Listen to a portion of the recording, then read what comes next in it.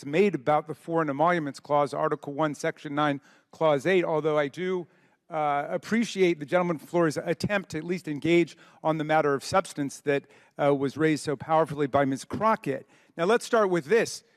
Article 1, Section 9, Clause 8 says that neither the President nor any member of Congress can receive a present, an emolument, which means a payment, an office or a title from a prince, a king, a foreign government, quote, Mr. Donald, of any kind whatever,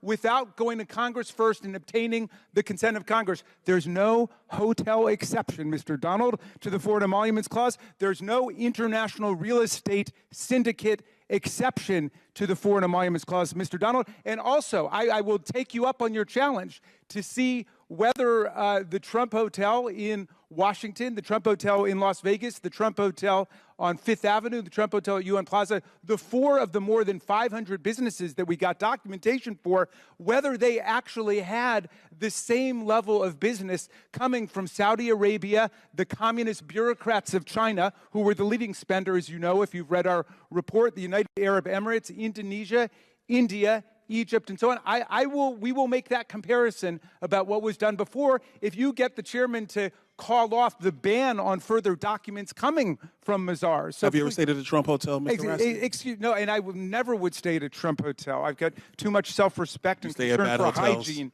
So, but in any event, Mr. Donald, you're totally wrong about what the Foreign Emoluments Clause stands for.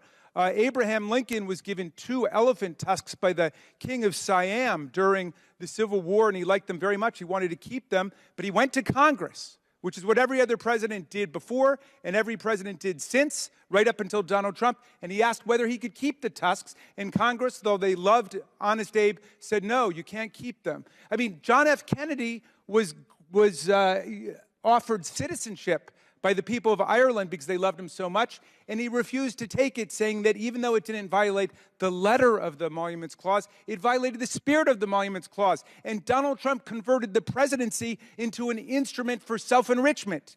He raked in millions of dollars from the most corrupt governments on earth, who came in with specific favors that we document in our report that they got from Donald Trump.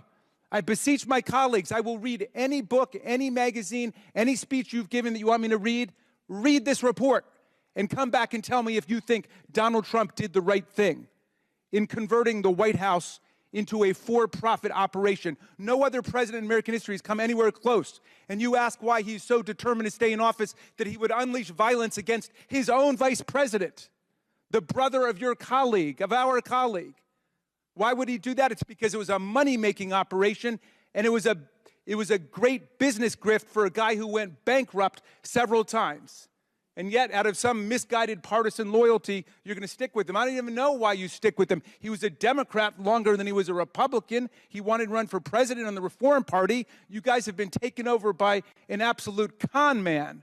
And now you're acting like members of a religious cult who don't even remember how you got in the first place.